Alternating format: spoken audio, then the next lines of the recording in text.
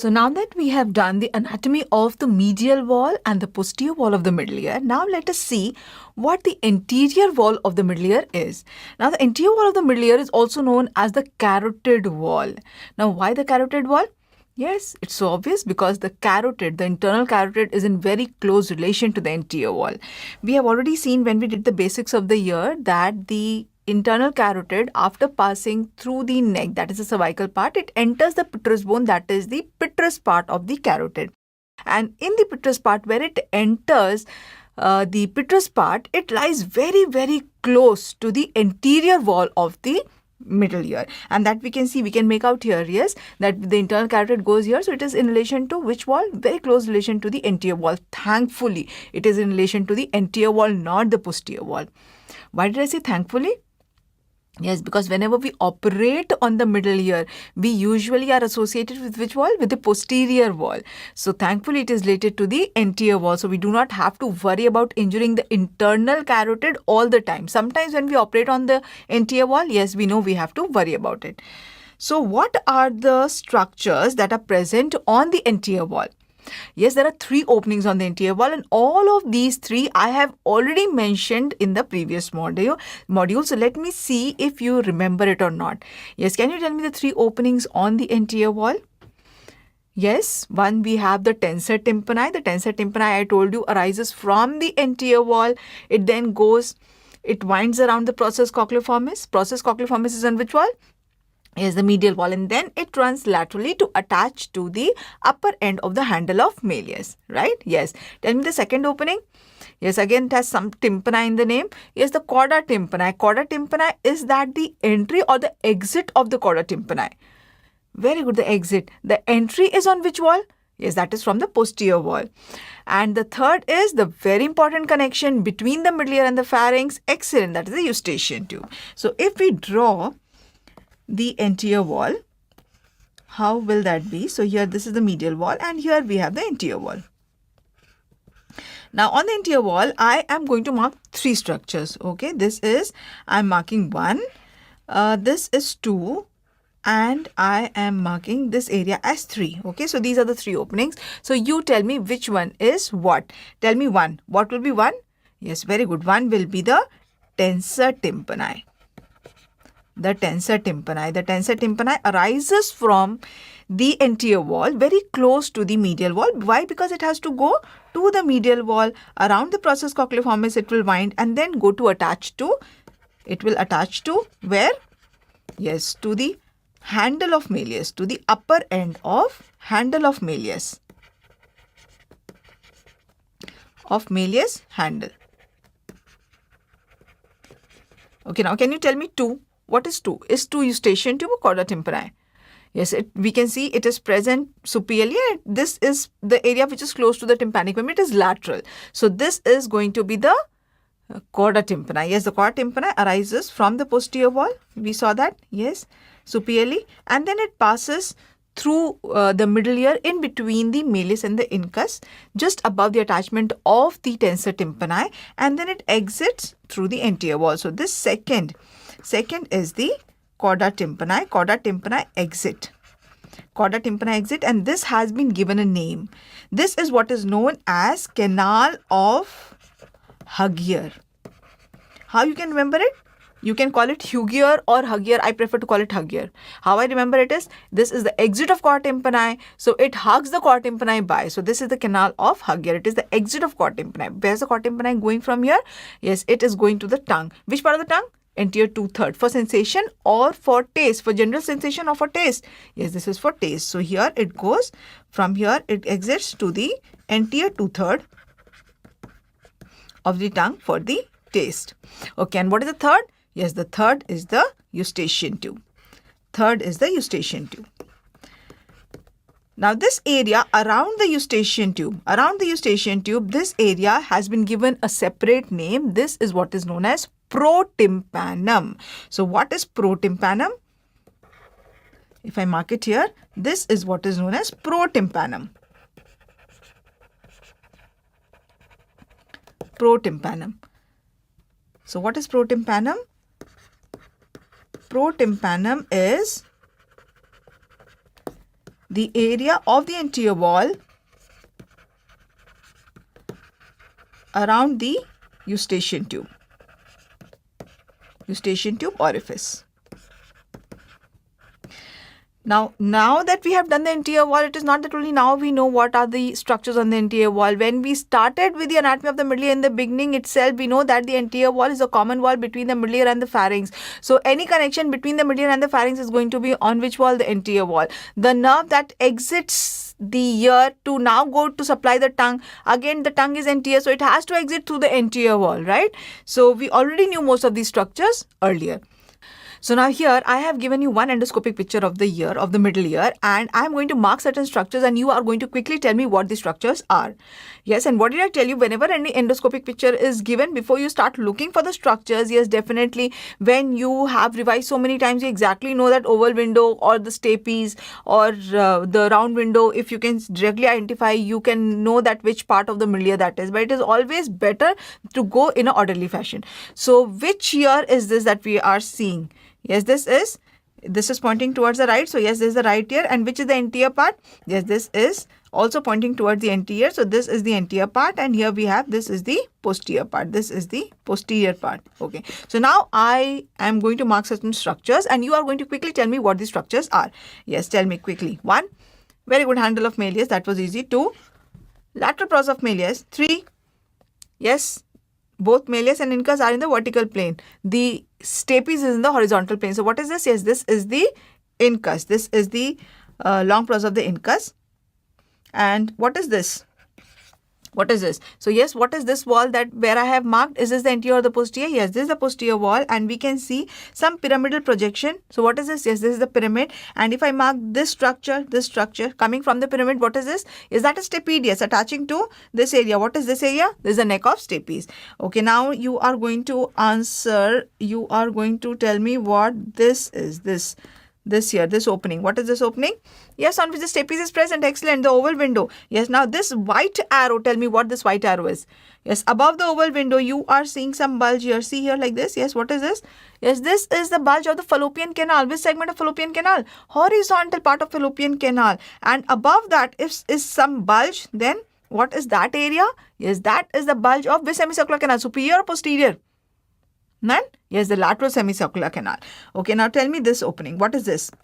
Yes, this is the round window. And here, this is promontory. Okay, now tell me this arrow. What is this? Yes, this is the anterior part of the middle ear. So, anterior part, you are seeing some opening. What opening can that be? Yes, the eustachian tube. So, excellent. This is the eustachian tube. This is the area of the eustachian tube. The chorda tympani will pass from the posterior wall to the anterior wall quite superiorly. So that opening we'll see quite superiorly towards, yes, the lateral side, that is the towards the tympanic membrane, because it is coming very close to the tympanic membrane, and the tensor tympani will be present near the medial wall because it has to go to the process cochleoformis. Now coming to the roof of the middle ear, can you tell me the roof of the middle ear separates the middle ear from what? Where is the roof of the middle ear present? Yes, we saw that in the basics of the ear. Roof of the middle ear is present on the anterior slant of petrous part of temporal bone. Yes, and can you tell me what it is known as? Yes, the roof of the middle ear is what is known as tegument tympani. And where does this lie exactly? Yes, on the anterior slant of petrous part of temporal bone. If any infection of the middle ear through the tegument tympani goes superiorly, where does it go? Yes, it goes intracranially to involve the middle cranial fossa or the posterior cranial fossa. Yes, that is the area of the middle cranial fossa. Which lobe exactly? Yes, the temporal lobe. So that is why infections of the middle ear very commonly can lead to temporal lobe abscess. So here we have the temporal lobe. Temporal lobe. Now from the roof of the middle ear hangs down a bone. And this bone hangs down at the level of just above the processus cochleoformis. So here we have the processus cochleoformis on the medial wall. Just above it you can see a bone hanging from the roof. This is what is known as cog. This is known as cog. So what is the significance of cog? The same as what the significance of processus cochleoformis is. Processus cochleoformis is a landmark for some nerve. Which nerve? Yes, the facial nerve. So it is, the process cochleoformis is a landmark of exactly which part of the facial nerve? It is a landmark for the first genu. We saw that yesterday, that this process cochleoformis is the landmark for the first genu. Just above it is the first genu, just above it is the geniculate ganglion. So similarly, cog exactly comes up to the level of the process cochleoformis from the roof. So this also acts as a landmark for the geniculate ganglion. So whenever we have to look for the geniculate ganglion, we will see this crest of bone hanging down, and where it is ending, there exactly is the area of the geniculate ganglion. So cog is a landmark for first genu. Or we can say it is the landmark of geniculate ganglion. So many landmarks we have of the facial nerve, right? Now you tell me 4 landmarks of the tympanic segment of the facial nerve. 4 landmarks. Yes. 3 on the medial wall. Very good. Process cochleoformis. Second, oval window, facial nerve lies above it. Third, lateral semicircular canal, facial nerve lies below it. Yes, and now I am telling you one landmark which is coming from the roof. What is that? Cog. So can you imagine so many landmarks we have made for identification for the facial nerve so that we do not miss this nerve? Yes, it runs in a bony canal. So the chances of injuring it is not very high, but still sometimes the bony canal can be dehiscent at some places. It can be gaping at some places. So in any case, we do not want to miss the facial nerve. We do not want to injure it. And also it is also possible that because of some disease, the facial nerve canal, the fallopian canal has got eroded. So in that case, again, we do not want to injure the facial nerve. So whenever we are operating on the middle ear, we have to be very careful where we are going to see the facial nerve, and that area we have to operate very, very carefully. Don't think that you will operate the ear and you have done a wonderful surgery, and after the surgery the patient has come out with a facial nerve palsy. That is not at all acceptable. That will be for life. Yes. So that is why we have so many important landmarks. So now starting with the floor of the middle ear. The floor of the middle ear is again a very, very important area of the middle ear. It is a very important wall of the middle ear. Why? Because it separates the middle ear from very, very important structures which are lying in the base of skull. Yes. Is the floor of the middle ear also base of skull? Yes, we know that the roof of the ear as well as the floor of the ear is both base of skull, because the ear is like a tunnel inside the temporal bone. So this part of the base of skull where the middle ear lies, the floor of the middle ear lies, just below that is the area where the vessels and nerves, the structures that are passing through the jugular foramen, the moment they are exiting, they are lying in the floor of the middle ear area. So now coming to the floor of the middle ear. The floor of the middle ear is again a very, very important wall of the middle ear. Why? Because it separates the middle ear from very, very important structures lying in the base of skull. Base of skull? The floor of the middle ear is also base of skull?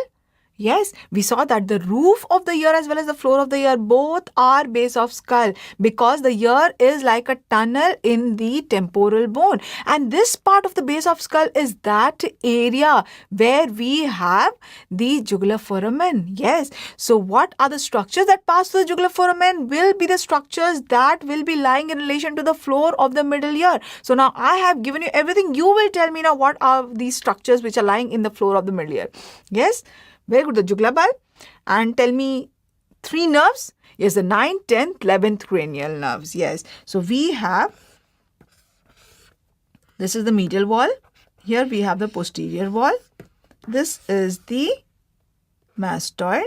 So we know that the sigmoid sinus forms the posterior boundary of the mastoid, right? It comes down and it exits through the jugular foramen, and where it is exiting, this area is lying immediately in relation to the floor of the middle ear, and now this jugular bulb extends down in the neck to form internal jugular vein. So here we have in relation to the floor the jugular bulb. The jugular bulb. So whenever there is any tumor of the jugular bulb, it can project into the middle ear. Yes, these tumors are known as glomus, which we will do later on in great detail. But here what we are seeing is that in relation to the floor is a very, very important structure, and that is the jugular bulb. So now you will tell me 3 nerves. Yes, which 3 nerves did you tell me? We have the 9th, we have the 10th, and we have the 11th cranial nerves also lying in relation to the floor. So here what we need to know is that the ninth cranial nerve, that is the glossopharyngeal, has a tympanic branch. It also gives a branch to the ear, and this branch that it gives to the ear enters the ear through which wall? Because the ninth nerve is lying in relation to the floor, so it has to enter the ear through which wall? Yes, through the floor. So the branch of the ninth nerve that supplies the ear, that is known as the tympanic branch of ninth nerve, also known as Jacobson's nerve. So the branch of the ninth nerve is known as tympanic branch, also known as Jacobson's nerve. It has been given a name, Jacobson's nerve, and this enters the middle ear through the floor and on the medial wall, on the promontory. It forms a plexus, and this plexus is what is known as tympanic plexus. And this tympanic plexus gives a sensory supply to the ear. The whole of the middle ear, the sensory supply is by the tympanic plexus. In other words, it is by which nerve? By the glossopharyngeal nerve. So whenever there is any involvement of the middle ear, any infection of the middle ear leading to pain in the ear, that is because of involvement of which nerve? Yes, that's the question of your exam. Yes, that is because of involvement of the glossopharyngeal nerve. If there is any involvement of glossopharyngeal nerve anywhere else, glossopharyngeal nerve does not only give one branch, that is to the ear, it supplies other areas also. It comes down here from the jugular foramen and it gives the pharyngeal branches. It supplies the tonsils. It supplies the base of tongue. So if there is any tonsillitis, can there be pain in the ear? Yes, there can be referred pain in the ear. And again, that forms a very, very important question of your exams. In carcinoma of base of tongue, carcinoma of tonsil, acute tonsillitis, there is pain in the ear. Pain in the ear because of which nerve? Yes, because of glossopharyngeal nerve. So quickly tell me, glossopharyngeal nerve enters the middle ear through floor, and it forms tympanic plexus on the promontory. So that is what we need to know about the floor of the middle ear. In fact, that is what we need to know about the walls of the middle ear. So now we have completed the floor of the middle ear. In fact, we have done all the walls of the middle ear. So do you have a complete picture of the middle ear in your mind now? Yes, think of it. Yes, I will tell you the walls and things in your mind whether you know everything about it or not. The lateral wall, yes, the tympanic membrane. The medial wall, yes, that is the window to the inner ear. Yes, we know that. Yes, very good. The posterior wall, yes, we have done that so beautifully. The anterior wall, do you know that? Yes, the roof. Yes, the floor. Okay, so now keep your pens down and sit straight. Yes, okay. So quickly tell me, promontory is on which wall? Promontory. Yes, the medial wall. Pyramid, posterior wall. Processus cochleaformis, medial wall. Jugular bulb, floor. Tensor tympani. Okay, tell me tensor tympani origin. Tensor tympani origin. Yes, the anterior wall. Tensor tympani attaches to processus cochleaformis. True, false? No, it attaches to the handle of Malleus. And what does it do at the processus cochleaformis? Yes, it winds around and it takes a lateral turn. Okay, how many nerves do we have in the middle ear? How many nerves in the middle ear? 1, 2, 3, 4, 5. 3 only? Okay, which 3? Chorda tympani? Yes, the facial. The glossopharyngeal. Yes. Tell me the parts of the facial nerve. Part of the facial nerve on the medial wall. What's that known as? Yes, the tympanic segment. Tell me the landmarks of the tympanic segment of facial nerve. Processus cochleaformis, oval window, bulge of lateral semicircular canal. Yes, this is the revision for you. So you should be telling it quickly. You have to tell me. Yes. What is the part of the facial nerve on the posterior wall known as? Yes, the vertical segment of the facial nerve. Okay, chorda tympani enters the middle ear through which wall? Posterior wall. Exits through anterior wall. What is that canal known as through which it exits? Canal of Huggier. Okay, what's the third nerve? Glossopharyngeal. Glossopharyngeal enters the middle ear through floor. It forms tympanic plexus. Tympanic plexus on the promontory. Promontory on which wall? Medial wall. Okay. How many muscles do we have in the middle ear? How many muscles? Okay, 2 muscles. Which 2 muscles? Yes, tensor tympani. Tensor tympani originates from anterior wall. Okay, and the second is stapedius. Stapedius originates from posterior wall. What on the posterior wall?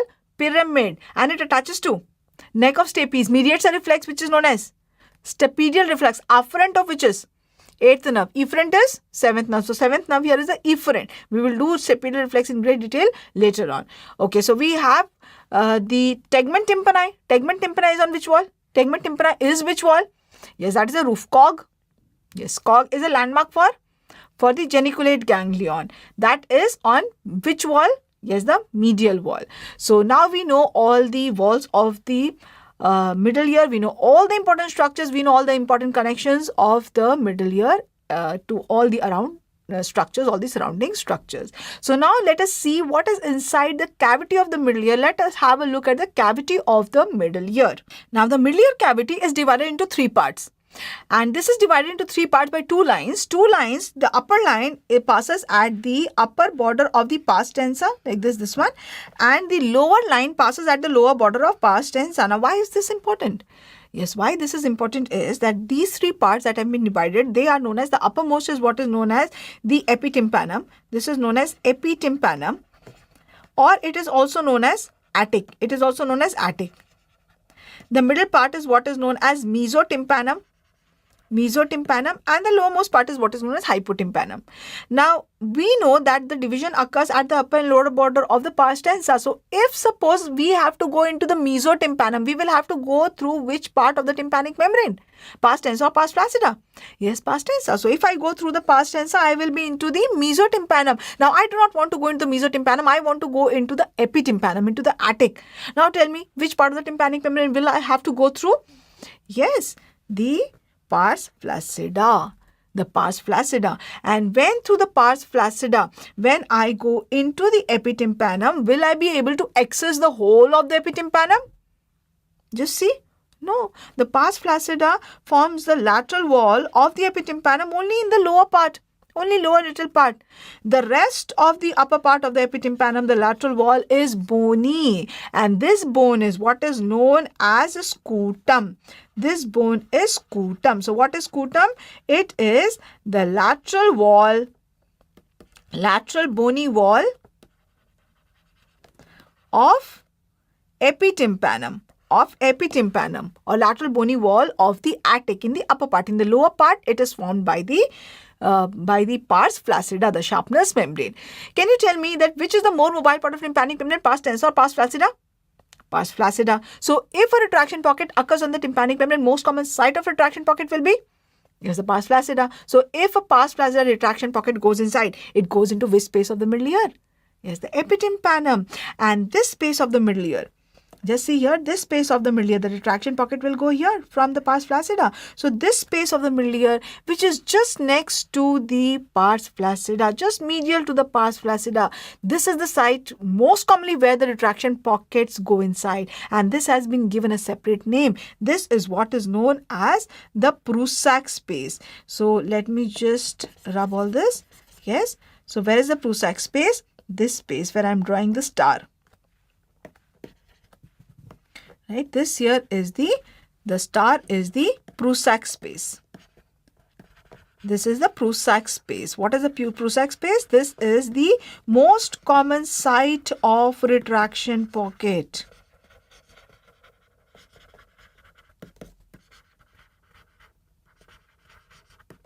So let us see this picture. Yes.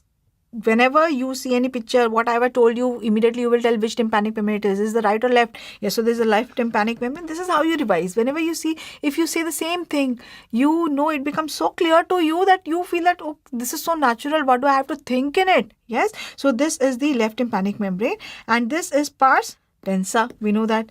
Yes, this is pars. Above the lateral process of malleus, above the malleolar folds, this here is the pars flaccida.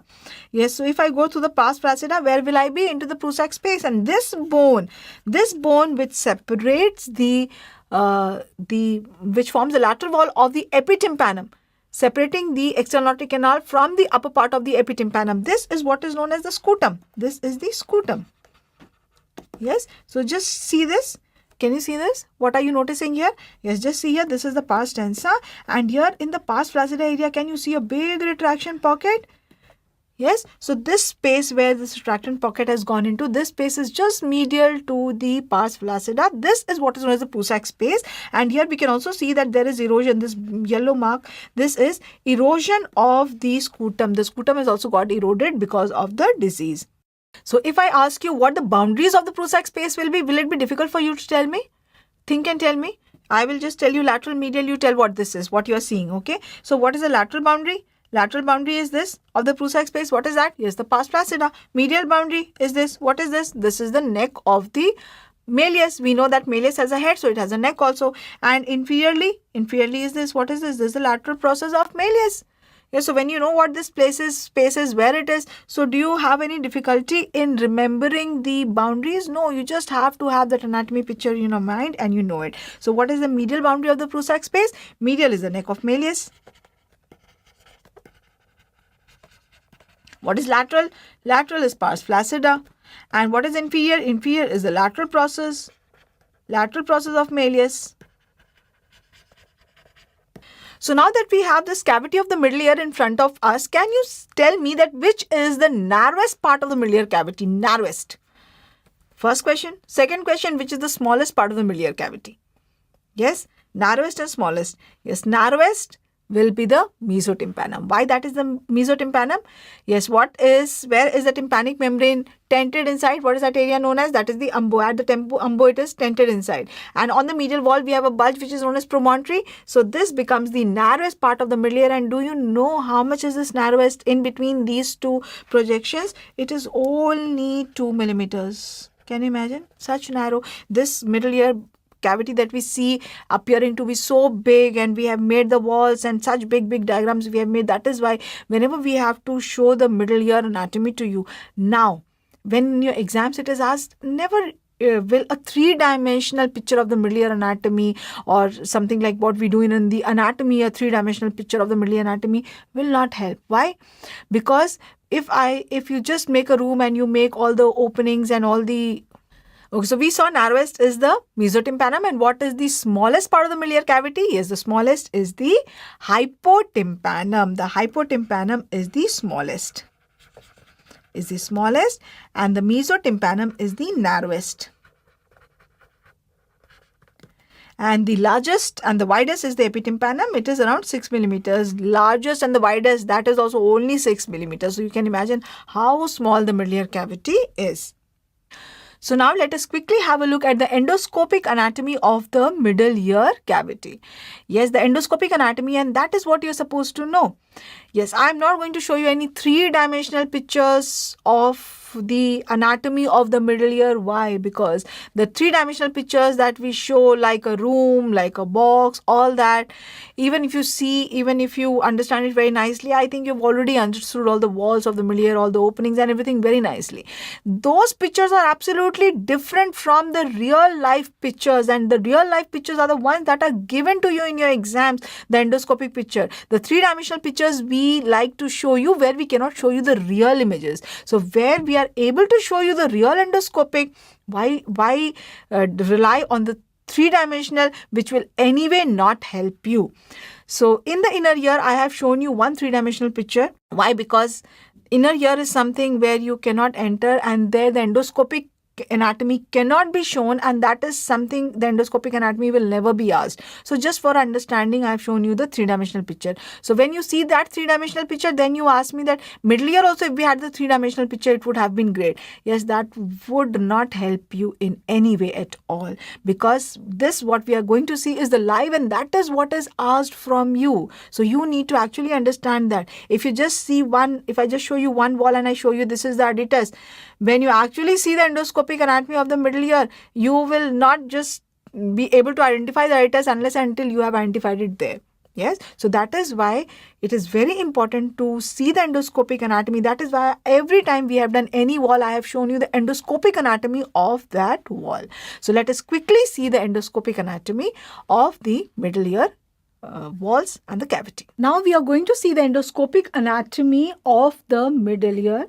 Yes, this is a cadaveric dissection that you are going to see. So the patient is lying down. This is the left ear of the patient. So let me orient it to you first. So that is the upper end, that's the superior end, where you are seeing the lateral process of the malleus. That is the handle of the malleus that you are seeing down there. And that is the lower end. Now also please note what is the anterior part. Since this is the left ear, so this here is the posterior part. This is the posterior part, and that is the anterior part. So now that you have oriented to this, let us start seeing how the structures of the middle ear look endoscopically, and these are the pictures that are shown to you in your exams. So we are having a closer look at the tympanic membrane here. You are seeing the cone of light anteriorly there, the handle of Malleus, and yes, we have given an incision on the external auditory canal skin. We will raise the external auditory canal skin to enter into the middle ear and to see the structures.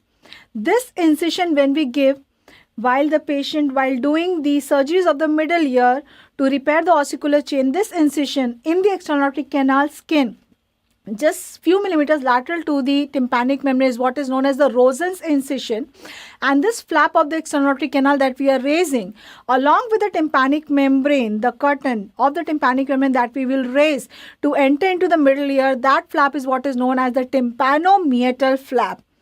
When we want to enter into the middle ear without damaging the tympanic membrane, this is how we enter into the middle ear. So we have reached up till the annulus. Please note that fibrous. Yes, you can note here that is the thick fibrous annulus that we are seeing. Yes, it is being raised from the tympanic sulcus. Please see that groove that you can see. That is the tympanic sulcus that you were seeing. That is the tympanic sulcus, the groove in the tympanic bone where the tympanic annulus fits very tightly.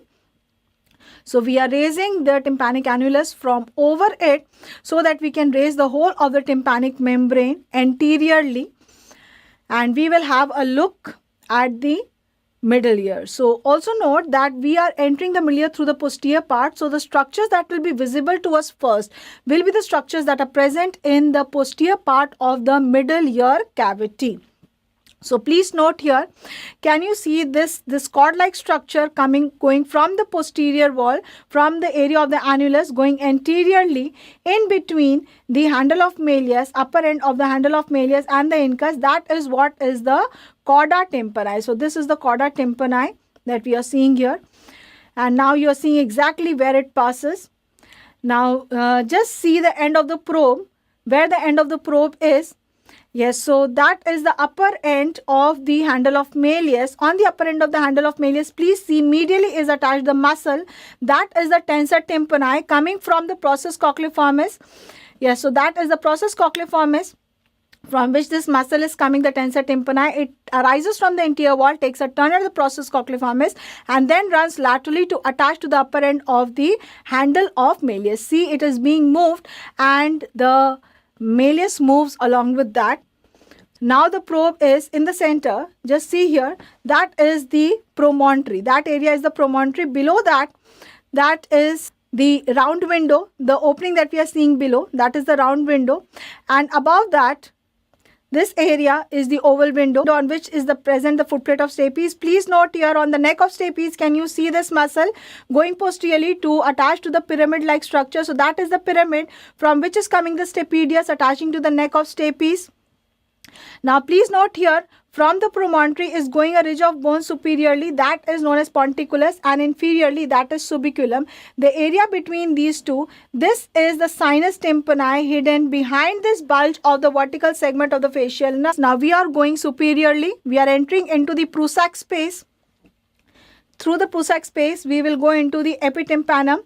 So please note the boundaries of the Prusac space. Medially is the neck of the Malleus, and laterally is the pars flaccida which we have retracted forward, and inferiorly is the lateral process of the Malleus. So now we have entered into we have opened the Prusac space, and we are putting the probe anteriorly. What will we have anteriorly?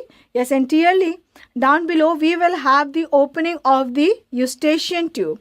Yes, and below all that we are seeing is the hypotympanum. So this anterior wall is what is known as the carotid wall because it is separated from the internal carotid by a very thin crest of bone, and any tumors or aneurysms of the carotid the pulsations can be heard very clearly in the ear. So we are seeing the hypotympanum here, the hypotympanic air cells separating the middle ear from the jugular bulb below. We have removed the incus along with the stapes. So this is the head of the stapes, the neck of the stapes, the crura and the footplate of the stapes. That has been removed now along with the incus. So you are now able to see very clearly the oval window which is now exposed. That is the area of the promontory. And yes, below here we have the round window. And now we are going, yes, just have a look here. Above the oval window on the medial wall, yes, this is the horizontal segment of the facial nerve, above which you are seeing the bulge of the lateral semicircular canal. So that is the bulge of the lateral semicircular canal. Now see, note where the probe is. That is on the crest of bone coming from the epitympanum down. This crest of bone is what is known as the cog. It is the landmark for the geniculate ganglion, which is here. From the inner ear, the facial nerve comes, it takes a turn where the geniculate ganglion is present. So in this one picture where we have removed all the ossicles, we are seeing the posterior wall from which we saw the pyramid, and from the pyramid was arising the stapedius, which was attaching to the neck of stapes, which we have removed here. So here what we are seeing, all this is the medial wall. On the medial wall posteriorly we have the oval window from which the stapes has been removed. Below here we have the bulge of the promontory. Below that we have the round window. So here we have the round window opening, and if I have to pass the cochlear implant electrodes, we will pass it through, yes, through the round window into the scala tympani.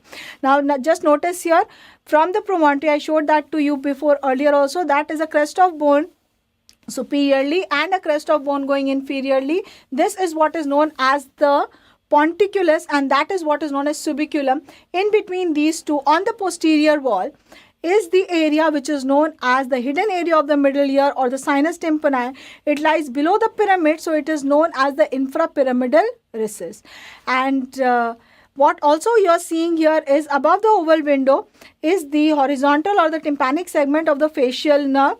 So the facial nerve from the inner ear, as it comes on the medial wall, it takes a turn. That is the turn, the first genu of the facial, on which is present the geniculate ganglion. And the landmark for the first genu is, it lies just above the processus cochleiformis, from which the tensor tympani tendon takes a turn. It arises from where? From the anterior wall. So it takes a turn from the, it winds around the processus cochleiformis, then to run laterally to attach to the upper end of the handle of Malleus. We just saw that where it was. And this first genu lies just below the cog, which is a crest of bone coming from the roof of the middle ear. The roof of the middle ear we know is known as tegmen tympani. And here we have the horizontal part of the facial nerve. Above that we have the bulge of the lateral semicircular canal there. Just below the horizontal part of the facial nerve, this is the oval window which we already saw. Coming to the anterior wall, in the anterior wall below there we have the opening of the eustachian tube, and below we saw the hypotympanic air cells. Just below that was the jugular bulb. So if there is a tumor of the jugular bulb, it can come through the furrow into the middle ear. Any infection of the middle ear through the roof, through the tegmen tympani, can go into the middle cranial fossa, that is the temporal lobe. If it goes posteriorly here we have the mastoid, so we will have the adytus posteriorly. And if it goes anteriorly we have the carotid. We have to be very careful while operating anteriorly, and thankfully infections do not usually go anteriorly. So this is what you have studied so far, and you saw that whenever we read about these, it was appearing like it was a very big room with 6 walls. Can you just see how minute it is? So all these surgeries of the ear, of the middle ear, are done microscopically. These are microscopic surgery under magnification, and what you're seeing now also, this is under magnification that you're seeing. All these structures that are appearing to you so big are actually very minute. The mesotympanum, the distance between the umbo and the promontory that you're seeing here, which is produced by the basal ton of cochlea, and the umbo, that is just 2 millimeters. That is the narrowest part of the middle ear cavity. So I hope this is clear to you now, and if any endoscopic picture is given to you, you will be able to answer that. And now let us see the anatomy of the mastoid. Yes, the mastoid, we are doing the anatomy separately because this is a very, very important area.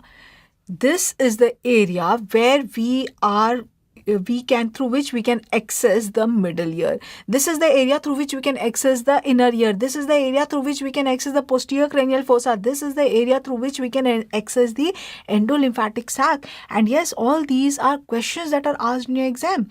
So let us see quickly, step by step, try to understand it. And once you understand it, once your mind knows you, that is what you see whenever you see this picture. But yes, for that, you first need to understand. Yes, so be a little patient and try to understand step by step. So here we have the mastoid. Where is the mastoid? This is the mastoid here. We know this is the mastoid tip, and this is the external acoustic meatus, the external opening that we are seeing. So whenever we have to remove disease from the mastoid, what do? We start drilling. Where do we start drilling? We have certain landmarks for that. And you are going to tell me the landmarks? Yes, we have already done that. Tell me the cartilaginous landmark on the pinna. Yes, what is that? That is immediately your finger should go there. Where is that? Yes, the Simba conchae. Just medial to that on the bony part of the mastoid, we have the bony landmark for mastoid antrum. What is that known as?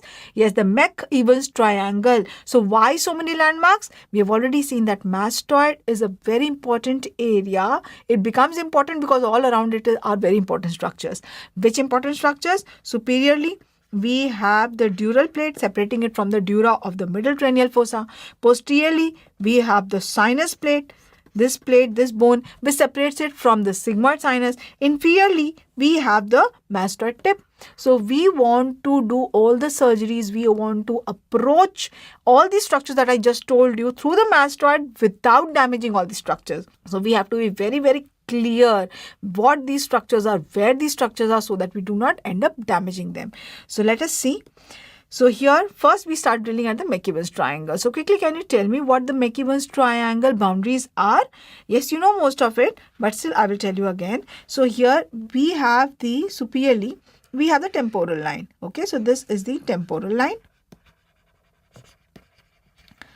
Temporal line, or you can call it temporal crest. And anteriorly, this is the posterior margin, the bony margin of the external auditory canal. Here we have the external auditory canal, we know that. So this is the posterior boundary of the external auditory canal, the bony margin of the external auditory canal. So anteriorly, so this is the superior boundary. Anterior boundary is the posterior margin.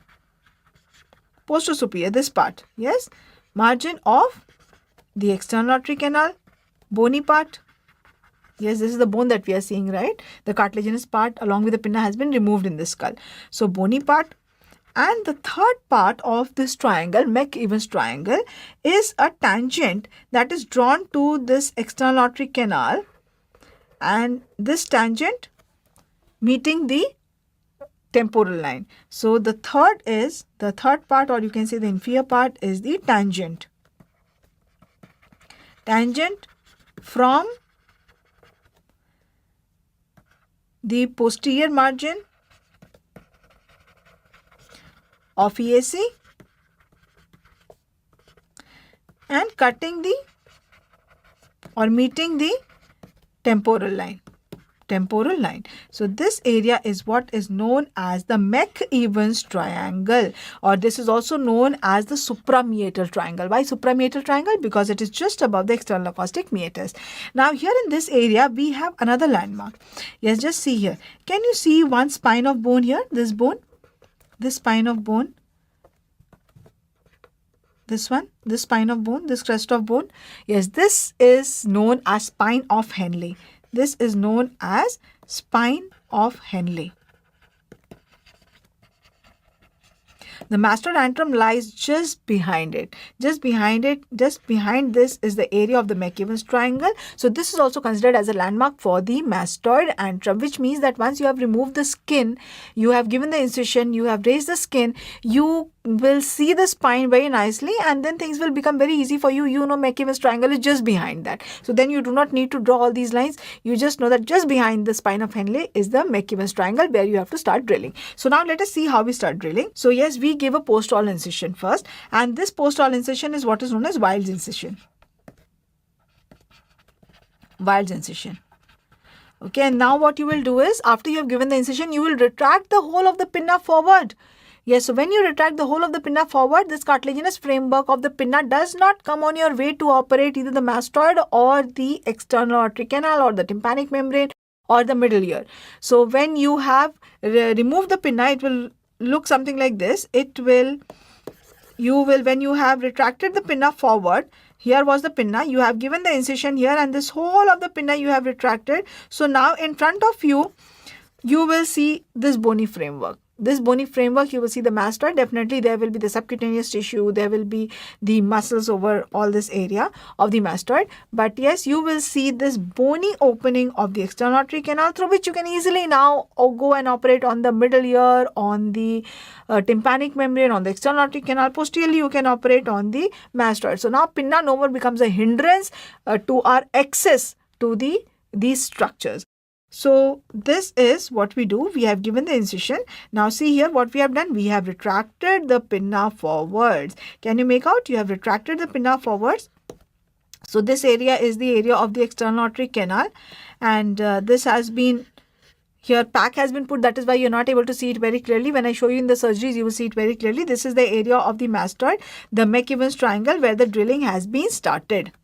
When for the first time when I saw that, maybe that was during my internship, where I was called to assist one of the ENT surgeons, and I saw him doing this, cutting the pinna and retracting it forward. Believe me, it was such scary. I got so scared that, my God, you've removed the pinna completely. What will happen after surgery to this patient? Yes. So I waited to see till the end how they are suturing it back, and now yes, the patient has the pinna back like that. Yes. So this, now we have started drilling, and we have reached up till the antrum. We have opened all the mastoid air cells, and we can see this big cavity. Still some air cells are left. We will drill that also. So now let me orient you. This part is the superior part. This is the posterior part, and this is the inferior part. So this is the mastoid tip area. Here this area is the area of the sigmoid sinus, and this is the area of the temporal line. So this is what is known as the dural plate. This plate of bone is what is known as the dural plate. Dural plate. Dural plate, why? Because it is separating the mastoid antrum from the dura of the middle cranial fossa. And this is what is known as, this posteriorly, this is the plate of bone which is separating the mastoid from the sigmoid sinus. So this is what is known as the sinus plate. This is known as sinus plate. And this angle, can you see? This angle in between the dural plate and the sinus plate, this is the area where you have to clear all the mastoid air cells very clearly, so that you do not leave behind any disease here. This is what is known as the sinodural angle. This is known as sinodural angle. Okay, let me write it here. This is known as a sinodural angle. Sinodural angle or angle of Cittoli. Yes, this has been asked in your exam. What is angle of Cittoli? It's angle of Cittoli's.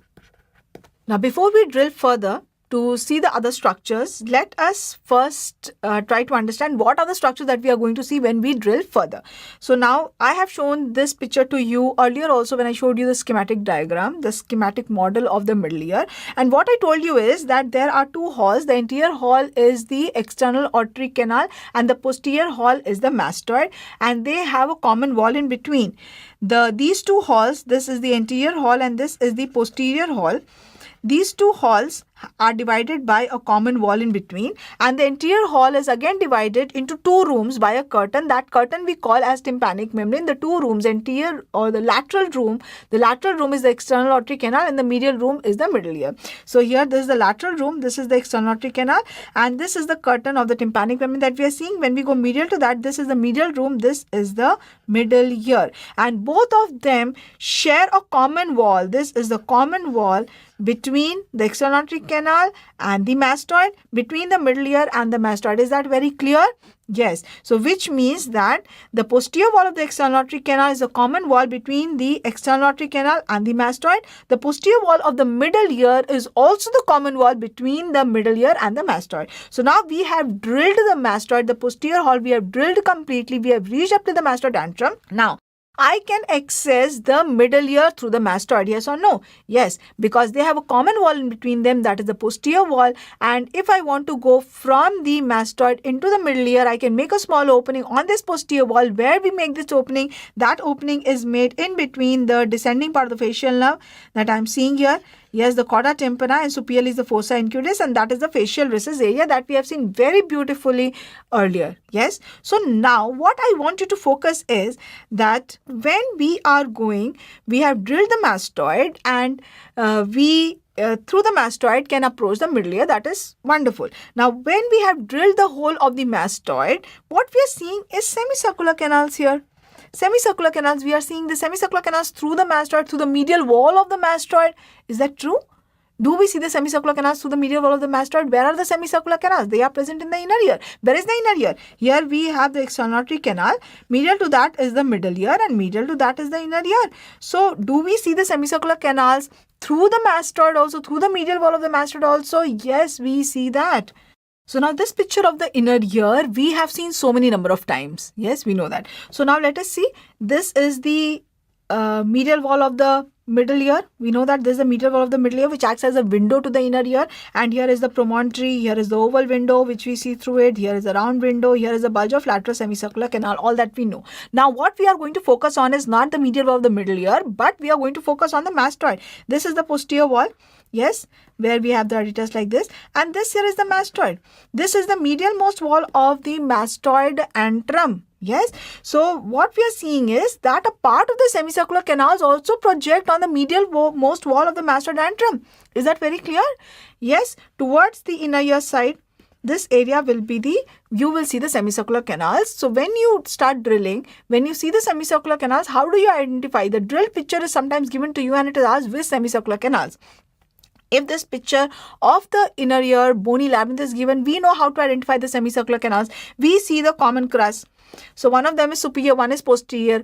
Which one is posterior? The one which is very close to the lateral is the one that is posterior. We know that, right? So when we are going to see the surgical specimen, there usually we are not able to identify the common crus. So how we identify there is, I'm just telling you now, we will then see the surgical picture. So what we are going to see is which is the semicircular canal which is closest to the mastoid. So that will be the posterior. It has been named as posterior semicircular canal because it points posteriorly. Posteriorly where? Towards the mastoid. So that is the posterior semicircular canal, and the one that is very close to it is the lateral semicircular canal. The one that is left, that is a superior semicircular canal. So now whenever you are seeing any semicircular canal, what knowledge you already have by seeing that? Yes, you know that the semicircular canals are present towards the mastoid, towards the posterior part of the middle ear that we have seen. The bulge of the lateral semicircular canal is present above the oval window, and they are present towards the mastoid, which means that, for example, I show you this and I ask you which ear this is. Yes, so if I ask you which ear this is, first you tell me which ear is this? Which ear is this? Is this the right ear or the left ear? So I know that the semicircular canals are present posteriorly towards the mastoid. So this is the posterior part, this will be the anterior part.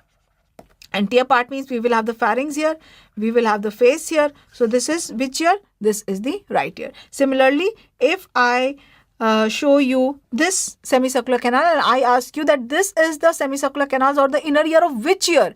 Which ear? How do you know? Wherever the semicircular canals are, this is the area posterior. This is the area towards the mastoid. So this is the area which is anterior. Anterior means it is facing the pharynx. Anterior means it is facing the face. It is facing the pharynx. So this means this is posterior, this is anterior. So this becomes which ear? Yes, this becomes the left ear. Now definitely it is not asked from you which ear this is the right ear or left ear. But why I am telling you this is because when I explain to you showing this diagram, and when a picture to you is given, I do not know from where all you do the MCQs, and when you see a picture like this and then you're not able to solve that question. So that is why no matter which ear is given, you should know that if I am seeing the semicircular canals, that is the posterior part. So this is the semicircular canal which is closest to the mastoid. Here, if I have drawn the mastoid here, so the one that is closest to the mastoid, that will be the posterior. The one that is bisecting it or lying very close to it, that will be the lateral. So with this knowledge, let me see whether you are able to identify the semicircular canals or not. Yes, so first we will see this picture. In this picture, are you able to identify which semicircular canals these are? Yes, so this is the mastoid. Closest to the mastoid is which one? Yes, this. So this is the posterior semicircular canal. The one that is very close to it, bisecting it, this is the lateral semicircular canal. The one that is left in this picture, because this is a picture, a very beautiful picture, definitely you are able to make out that this superior semicircular canal is pointing superiorly, hence is the name superior semicircular canal. But in the operative picture, this is how you identify. So now this is the external auditory canal. This is the external auditory canal. Yes, and this is the mastoid. This is the superior part. This is the mastoid tip. So this is the inferior part. So this is superior. This is inferior. I'm just orienting you. This is inferior part.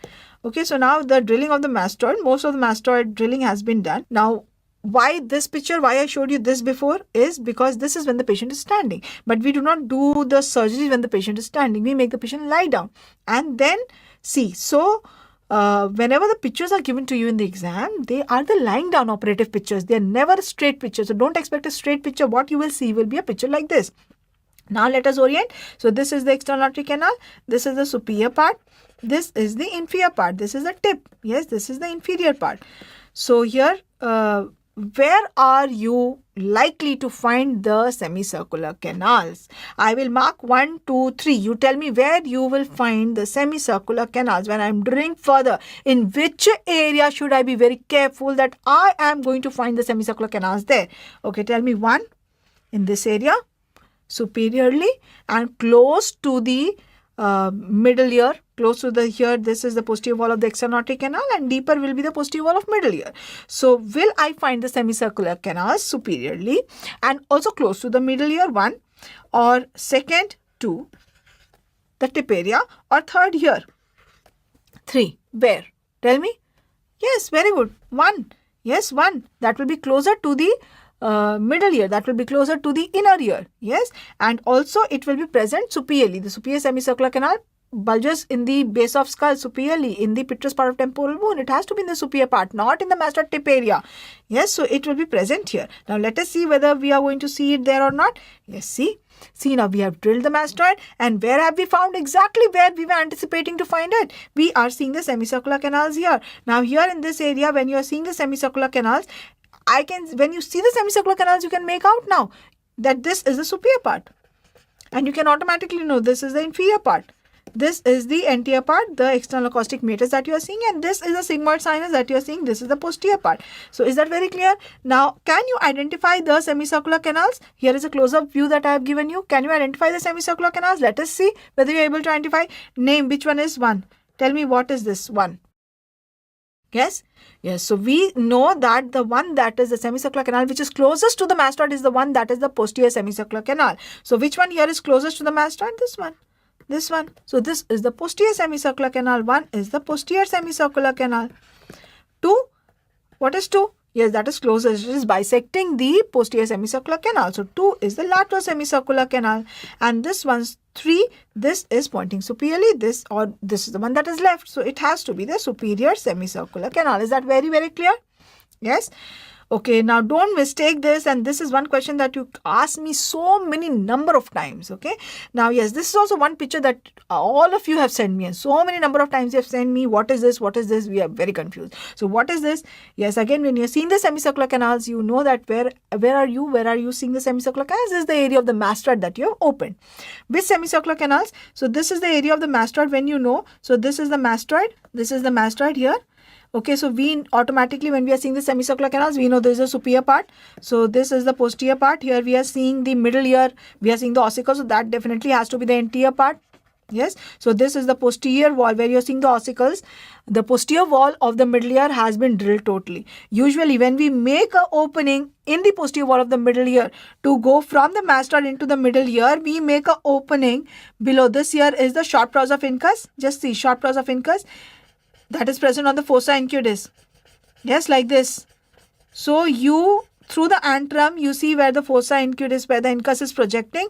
You do not touch this area of the posterior wall. You make an opening below that, in between the facial nerve, the chorda tympani, that's the branch of the facial that you are seeing here, and superiorly the fossa incudis. Here, what has been done is that this crest of bone also has been removed very nicely. Yes, it has been removed. Should you remove it while operating? If you remove, what will happen? The ossicles will become dislocated. There will be hearing loss that we do not want. Yes, but this is a cadaver So that is why, to show you that area, this has been dissected out. Okay, now tell me which semicircular canals. I am going to mark it and you tell me which semicircular canals. Tell me one. Yes. Tell me two. Yes, so the one that is closest to the mastoid, that is one is the posterior semicircular canal. 2 is the one that is bisecting it, so that is the lateral semicircular canal. And this is the third. 3, this is the superior semicircular canal. Superior semicircular canal. Is that clear? Yes, we are taking so much of time to understand it for the first time. But once you have understood it, I'm sure just to look at it, you will know what it is. So yes, details matter and it is worth giving it time to get it right, because this is going to stay with you, and no matter how it is asked, you will be able to answer it in your exams. So now we are seeing this. This is the posterior part, we know, because I'm seeing the semicircular canals there. This is the anterior part. So this is the area, in the area of the mastoid, I will see these semicircular canals like this. Yes. So just notice one thing here. Are you seeing this is the membranous labyrinth? Are you seeing what is this? The endolymphatic sac. So yes, notice one thing. Where is the endolymphatic sac? Yes, through the mastoid, if I am seeing the semicircular canal, I will be able to approach the endolymphatic sac also through the mastoid, yes or no? So where in that area of the mastoid where I have drilled, where will I locate the endolymphatic sac?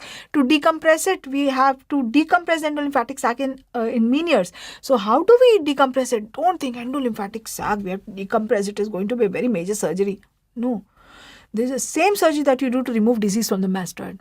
Just the same surgery. All you have to do is you have to drill the bone over the endolymphatic sac also, so that it gets decompressed. Decompress means pressure over it is relieved. So how do you do that?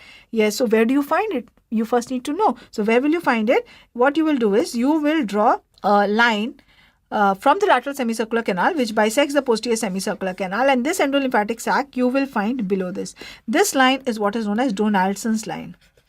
Donaldson's line. Donaldson's line. It is from the lateral semicircular canal to the posterior semicircular canal, and the endolymphatic sac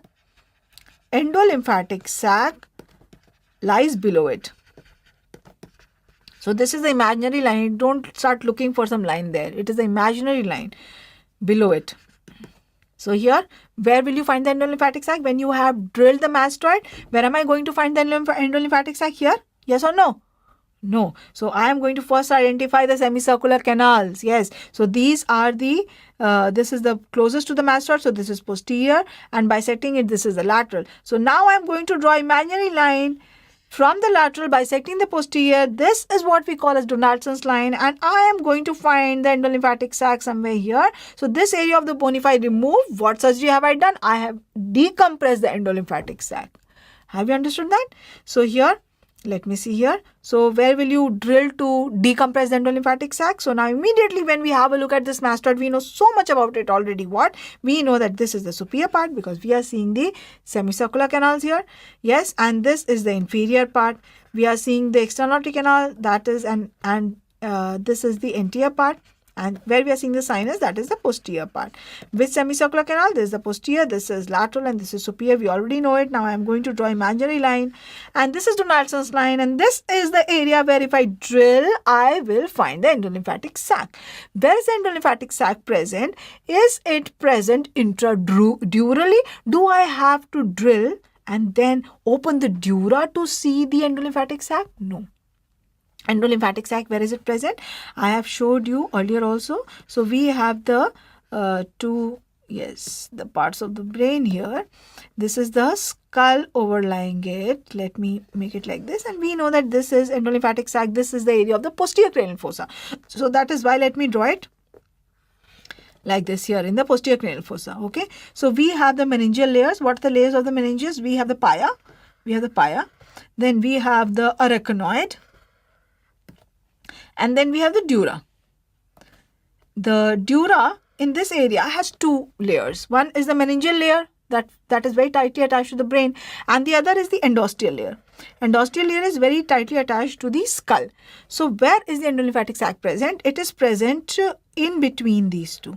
So it is present intradurally. It is present intradurally, or we can say that it lies over the dura of the posterior cranial fossa. Which dura am I talking about? The meningeal layer of the dura of the posterior cranial fossa. So this is when I just drill here, the bone when I am removing, automatically along with the bone comes gets removed the endosteal layer of the dura, and I am directly on the meninges, that is the endolymphatic sac I can see, which is lying over the meninges, or I can say lying over the dura of the posterior cranial fossa. So this is the endolymphatic sac area. Also we know that till now what we know is that when we drill the mastoid, when we have reached the medial most wall of the antrum, what all can we approach? We can approach the middle ear through it. Yes or no? Yes, from here we can introduce electrodes of cochlear implant into the middle ear. We can remove disease from the middle ear. Yes or no? Yes. Second, we can also approach the inner ear through it. Yes or no? Yes. Third, we can approach the endolymphatic sac through it. Yes or no? Yes. Fourth, we can also approach the posterior cranial fossa. This is lying on the posterior cranial fossa. We know that, yes. This is lying on the posterior cranial fossa. See here. Here what we are seeing is, we are seeing the semicircular canals here. These are the semicircular canals. Yes, this one is closest to the mastoid. That is the posterior, and this is the lateral semicircular canal. So here, when we draw a line, that is the Donaldson's line, I will find the endolymphatic sac here lying on the dura of the posterior cranial fossa, which means that what is that area? This is the area of the posterior cranial fossa. This all is the area of the posterior cranial fossa. So through the mastoid, you can also approach the posterior cranial fossa to remove tumors from that. And just imagine, that would be such an easy approach to approach the posterior cranial fossa through the mastoid, because mastoid surgeries we do so commonly. So if you can approach the posterior cranial fossa also through it, that would be so easy. You do not have to do an intracranial surgery to remove that. Through here you can easily approach. Okay, but now what we know is that when we have to remove the disease from the posterior cranial fossa, when we have to remove a tumor from the posterior cranial fossa, it is better to approach above the Donaldson's line. Why above the Donaldson's line? Because just below that will be endolymphatic sac. Why damage it? If you damage the endolymphatic sac, inner ear will be affected. Yes or no? So that it does not come on our way, we are totally not worried about it. What we do is that we draw this imaginary line and we approach the posterior cranial fossa above this line. Above this line. Is that clear? So this line, this above this line, this area is what is known as the Trotman's triangle. Trotman's triangle. Yes, so what is Trotman's triangle? It is the area on the medial wall of the mastoid antrum through which we enter into the posterior cranial fossa. What are the boundaries of this Trotman's triangle? Just see here. Posterior we already know. It will be the sigmoid sinus. Sigmoid sinus. This is sigmoid sinus. Yes. Superiorly, we have the tributary of the sigmoid sinus. This is the superior petrosal sinus. This is the superior petrosal sinus, and anteriorly what do we have? Anteriorly is the inner ear. Anteriorly is the bony labyrinth. So if I write down the boundaries of the Trotman's triangle, posteriorly, yes, tell me what will be posteriorly? Posteriorly will be the sigmoid sinus. Anteriorly, what will be anteriorly? Anteriorly will be the inner ear, and superiorly will be the superior petrosal sinus. Superior petrosal sinus, have you heard about it? Is it a tributary of the sigmoid sinus? Yes, superior petrosal sinus. Is that very clear? So now when we have a look at this picture, now that all the drilling we have done of our brains, yes, I think drilling of mastoid is easier than drilling of our brain. So anyway, we have drilled and we have reached and we have removed all the disease from there and we have put everything, all the knowledge there. So now when we are looking at this mastoid, can you just see it and you know everything? You have drilled, you have removed the disease. Now when you are drilling further, you know that which area is very important for the semicircular canals. You should not drill too much in that area unless and until you want to enter into the inner ear. Yes, which is the area which you do not want to drill if you do not want to damage the sigmoid sinus. Which is the area you do not want to drill if you do not want to damage the facial nerve. Yes, so yes, we have the facial nerve here also. Here also, and at the tip area also where it is coming down. This vertical segment only comes down to exit through the stylomastoid foramen. Here we have the sigmoid sinus. This is the area of the semicircular canals. Which semicircular canal you know very nicely till now? Yes, this is the area of the roof of the mastoid. The roof of the mastoid, the roof of the middle ear, what is that known as? Tegmen tympani. Roof of the mastoid is what is known as tegmen antri. Tegmen antri. Okay, and which is the area if you are operating for removing disease of the posterior cranial fossa, tumor of the posterior cranial fossa, you will have to first drill it like this.